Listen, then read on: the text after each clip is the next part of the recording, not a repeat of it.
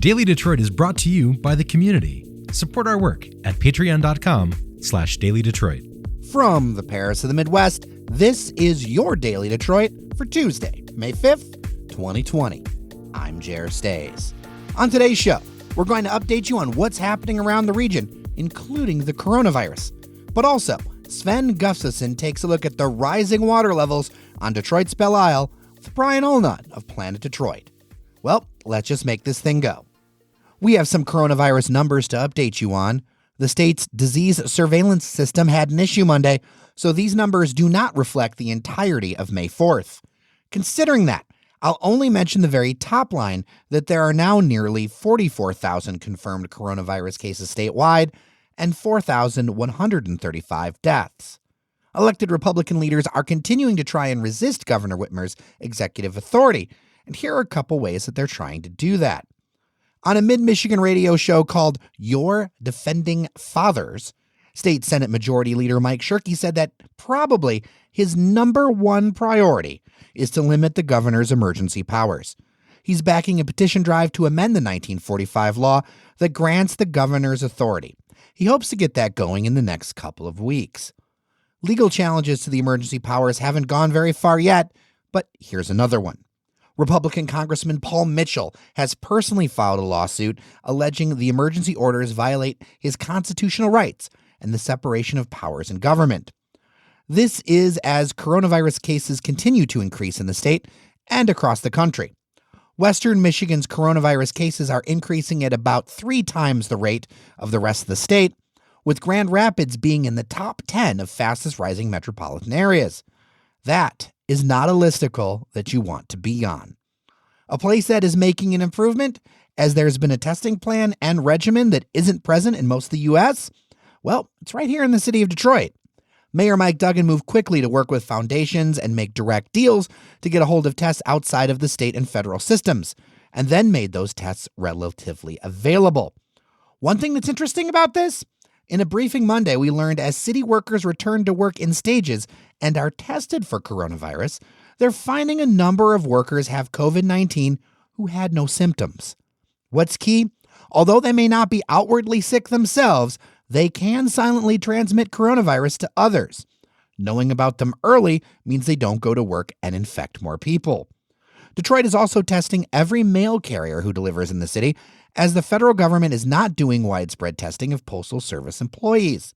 More than 400 postal workers have already signed up for the city's program. The mayor also noted that services such as park maintenance, street repairs, and the removal of illegal dumping have started to spin back up. The mothballed Beaumont Hospital in Wayne reopens this morning, May 5th. They'll support both COVID-19 and non-COVID patients and will come back online in phases as laid-off staff returns.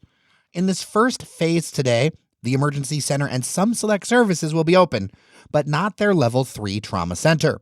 The facility closed in April as it was at one point going to be a COVID-19 only hospital.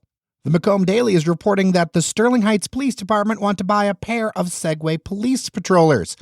The cost would be just over $24,000 and wouldn't come from city coffers, but a U.S. Justice Department grant and state forfeiture funds. The goal is it would make it easier for officers to patrol parks and events. Oh, events. One day. Sweet concert stages. Oh, beautiful taco trucks. I will see you again. One day. So remember when we talked about local restaurants getting recognition? Wasn't that great? I thought I'd bring that back today with the news that GQ magazine has named the Lebanese restaurant Leila one of the best new restaurants in the country. I'll link to the review, but one key quote from GQ writer Brett Martin, quote, "To eat Leila's food is to sense what all the Middle Eastern and Mediterranean and live fire restaurants of recent years are chasing: comfort, community, generosity, restoration," unquote. The downtown Detroit eatery has also gotten nods from the Detroit Free Press and a number of other places. The restaurant has family roots connected to the long-standing culinary titan Phoenicia up in Birmingham, as Leila is run by the son of Phoenicia's owner and is named for his mother. All right, Sven, you're up.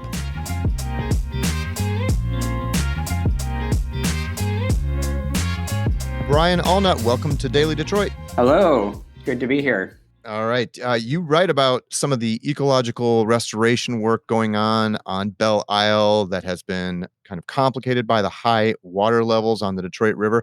But before we kind of get into that, set the stage for us. What does it look like over there on Belle Isle right now with the high water levels? Well, yeah, that ring road that goes around the island that people use to get to a lot of different locations has been closed since last year. I mean, it's been closed for over a year at this point, I think.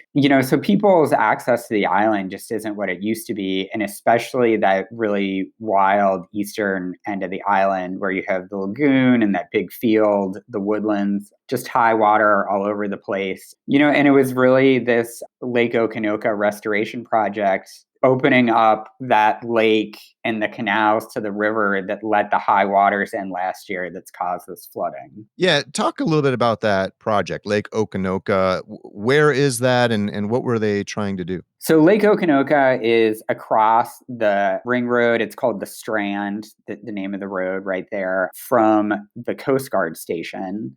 And, it's a pretty large body of water on the inside of the island. And in the past, it had been kind of stagnant with a lot of weeds and stuff. The Blue Heron Lagoon, which is on the eastern end of the island, was opened up to the river several years ago to create fish spawning habitat. And then this project was connecting the Blue Heron Lagoon with Lake Okanoka in the canals so that essentially all the major lakes and waterways in the interior of the island are now connected to the Detroit River. And what was the goal of that project? Well, so I think the primary goals were to create fish spawning habitat. These sort of like sheltered areas away from the main channel of the river can be really important for breeding for a lot of fish in the Great Lakes system. It also creates habitat for shorebirds and other birds. And then it's also going to create what's sometimes referred to as a blue trail, basically a kayaking route, so that people can go through the Blue Heron Lagoon, the lakes, the canal system, and paddle throughout the island. Yeah. So, I mean, I think in a lot of ways, it's a really cool project. It's just created these difficulties. Right. So you spoke in your article for Planet Detroit, you spoke with a lot of sort of shoreline engineering experts. What kinds of things are people looking at doing by way of solutions to try to stem the problem of flooding? Specifically for this project, they're putting in a cofferdam, which that can mean different things in different situations. But for this use, it's basically this inflatable temporary dam that's going to reclose off Lake Okanoka from the Detroit River. They've got a culvert connecting Lake Okanoka to the Detroit River. That's going to remain closed, which that can be closed off again in the future. And then they're doing pumping. But basically, all of this stuff is to make the system of waterways better able to respond to high water in the future. And that's what shoreline engineers are saying we need to be doing, is that we need to make our systems in the Great Lakes more adaptable to either very high water or very low water. So that can mean things like floating docks and marinas. That can mean these sorts of like temporary flooding structures. But then it also means like a lot of kind of soft engineering solutions. So rather than having like concrete and steel that can just get battered over the years by floodwaters and stuff, you create kind of a softer shoreline with rocks and native plantings that can absorb some of that water and hopefully limit flooding going forward. One of the things that's kind of ironic about this project is that doing things like this, getting rid of hard elements, putting in plantings and other kind of like soft infrastructure is really what can help with flooding in the future. But in a place like the Detroit River that just receives a ton of water from the rest of the Great Lakes system, no amount of local controls are going to be able to make up for historic floodwaters coming through. So it's mostly a matter of learning to live with all the water and be able to adapt to it as opposed to try to push it away and prevent it. Yeah, exactly. And I think that is going to be the key to dealing with either really high or really low waters, which we're probably going to be seeing both of in the future. But then we also have to accept the fact that as much as kind of the softening of the shoreline is a good idea, in the Detroit River, we still need to have some hard elements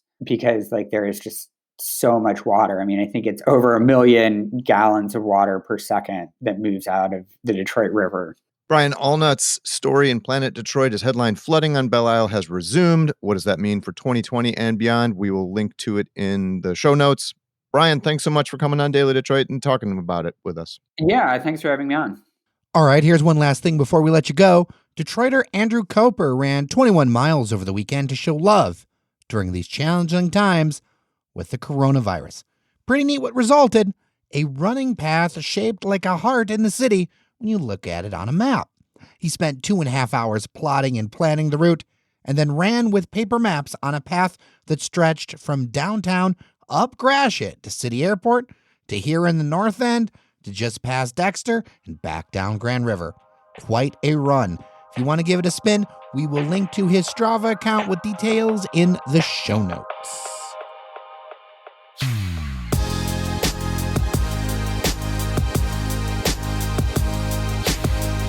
All right, everybody, thank you so much for listening to your Daily Detroit. We really do appreciate it. A quick tease for what's coming in your feed very soon. Spoke with Jackie Victor from Avalon Bakery. She recently was featured in the New York Times.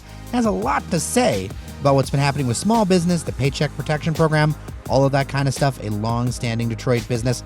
Before we go, thanks to our members on Patreon who make this show possible. You can join them at patreon.com/Daily Detroit. Makes a huge difference in these times. With that, I'm Chair Stays. Take care of each other, and we'll get through this together.